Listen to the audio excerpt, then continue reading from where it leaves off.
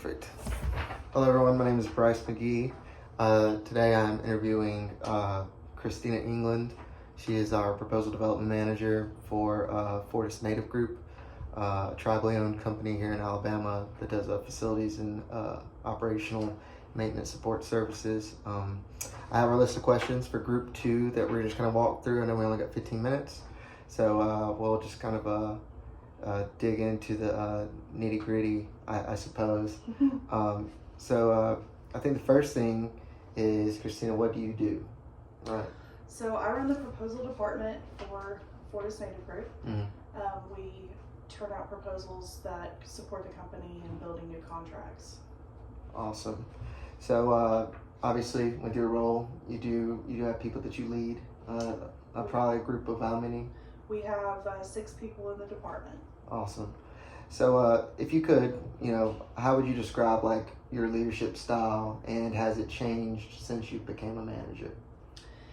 Yeah, so I see us as a team. So we try to make decisions as a team, and while I may have the final say in it, everybody's input is welcome, and I feel like that's a good value. Right. Especially in doing proposals, to get more opinions on everything. So. Did you have that initial, like when you started, was it always that way, or did you feel like you had to conquer it all at once, by yourself?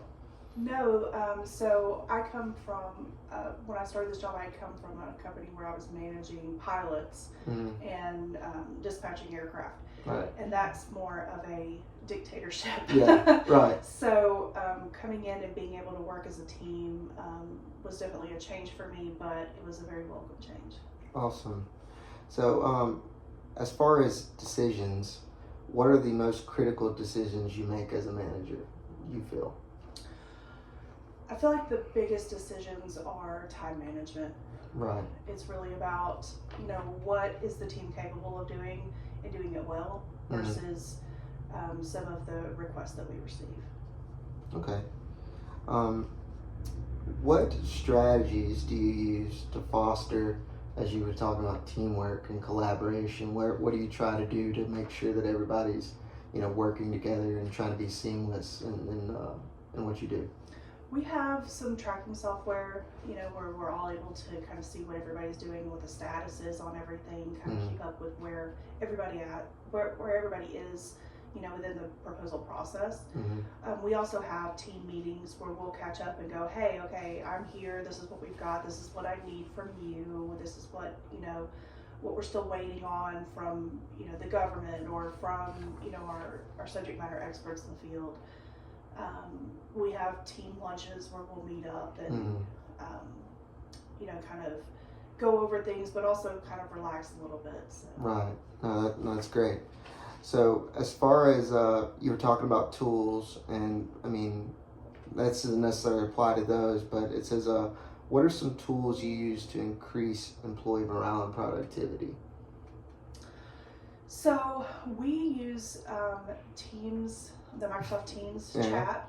I have a pretty open conversation with everybody on our team, and we're able to talk in groups or one-on-one, just communicating back and forth. And sometimes it's easier to say something not face-to-face.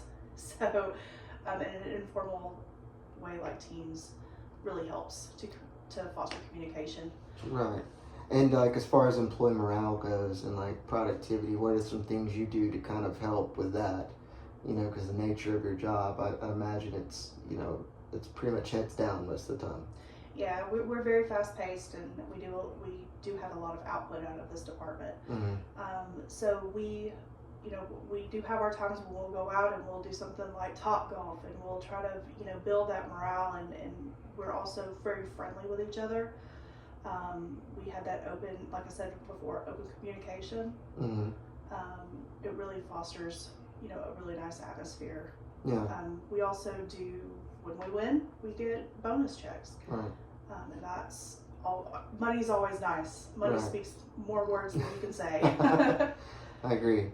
So the next question here, I guess that also I would assume that kind of helps out with productivity as well.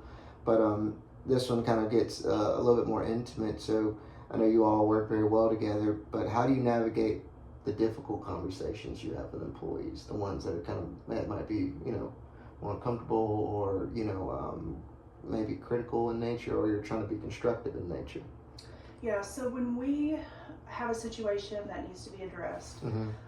we typically will do that one-on-one, Right. in person. But I don't approach it as a negative. Mm-hmm. I try to approach it as a learning experience. Right. So I'll say, hey, I was looking at this that this volume that you Mm-hmm. put out, and I kind of noticed a few things that I think maybe we can improve upon. Let me show you some examples of that. Tell me what you were kind of working with here. Were there any obstacles? Mm-hmm. How do we overcome those? And talking it out with that person usually helps to alleviate any kind of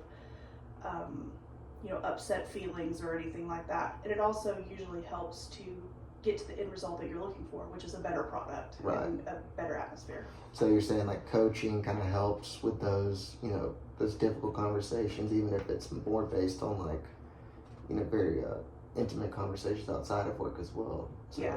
You try to be more of like a coach or a mentor. Yeah, I feel like when you're, when you're directly approached and you're like, I told you not to do that. Don't ever do it this way. This is wrong. Yeah. You start to feel like you're not really welcome, or you're not an asset that is viewed as a valuable part of the team. Right. And I don't want anybody to feel that way, because everybody is a valuable part of the team. No, that's a great answer. So how do you ensure that the team is aligned with the goals of the organization? When I entered, when I came here, y'all had just been acquired by, I guess our team. So how did that work? How do you ensure that, I guess you're keeping the team aligned with what the goals are, right? So, I'm sure you've had goals when pre-acquisition and post-acquisition, but what are kind of how do you keep everybody on the same page? Yeah, so we openly discuss any changes that happen within the company. When we were acquired, we discussed what that meant. Outside of the realm of the upper management, this is not going back to them. I just, kind of want to get your feelings on it, and so we can kind of talk about it and see what needs to be done. Mm-hmm. The team really works together on coming up with strategies to overcome, obstacles that we've had. We have, kind of analyzed what needs to happen with our team structure. So we have recently added 3 people to our team, which is going to be vital for, the increase that we're expecting over the next 9 to 12 months. Yeah. And that's really how we're able to overcome that. Yeah. So with that being said, like, do you keep them? Like, is there like quotas that y'all kind of set or goals you set for each other at the beginning of the year in your department? And how do you keep people, like, I guess, eyes on the trophy? Honestly, with the amount of proposals that we do, Mm-hmm. the goal is to survive and get them all, Right. get as many proposals done well. Mm-hmm. We have debriefs after Right. proposals where we go over, what kind of happened with this one, whether we win or lose, what was good and what was bad, and what we need to do differently next time. Right. And that kind of helps people to stay motivated in keeping everything going. Got you. So the next question is, what are kind of the desired attributes of the ideal employee? Someone who's motivated. Mm-hmm. Someone who wants to, do a good job. Yeah. They may not necessarily have all of the skills coming into it that they need, Mm-hmm. but that's something, that can be learned. Right. But you cannot learn motivation. Right. You either have it or you don't. Oh, Also, attention to detail is a big thing in our department, so that's always something we need. Yeah. Okay. So this is a bit wordy, but so how do you set clear expectations and accountability in a way that builds upon overall performance without discouraging employees? Moreover, what is the best way to handle putting employees through like a performance enhancement plan? So I know that's a lot, so I'll read it again.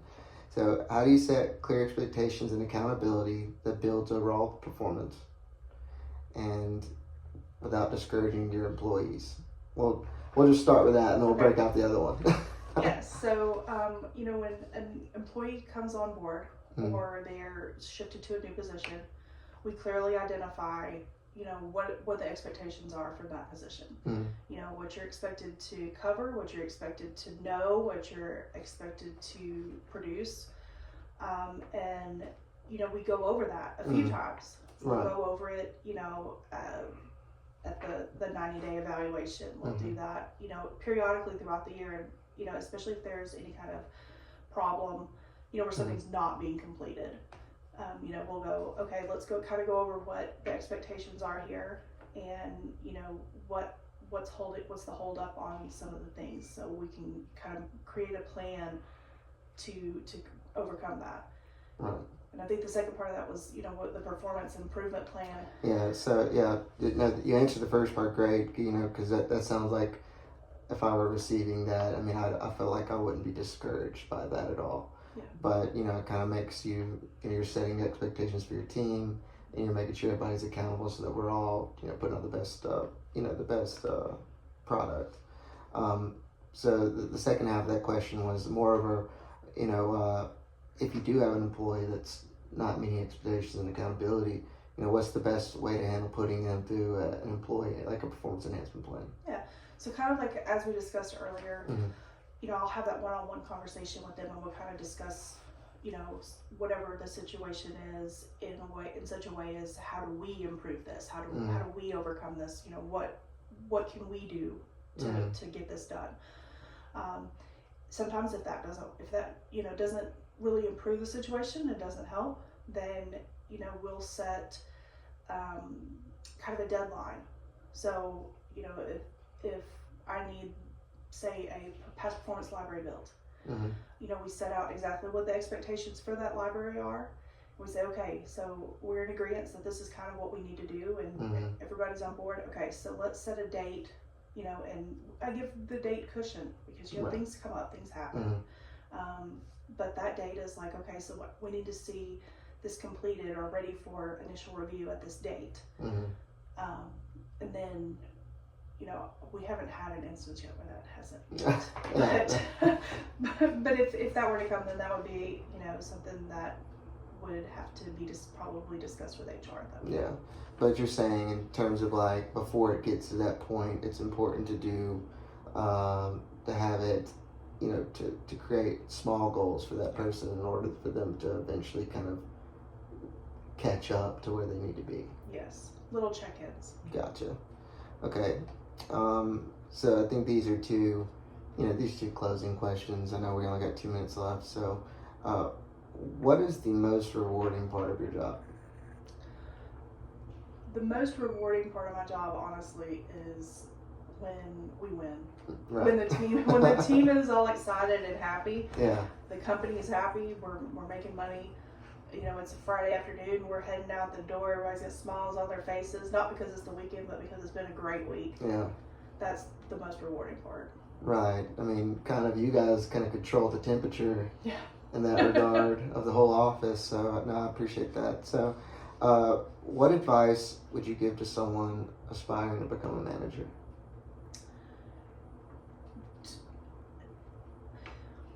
I would say that it's more about doing your job and doing your job well and learning as much as you can, and not more about really wanting to manage other people.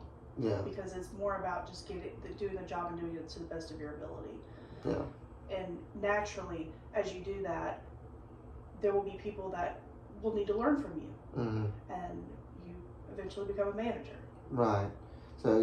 So with that being said, you're saying, do, the tasks that you're given, do them the best you can, and then at some point or another, things will eventually come.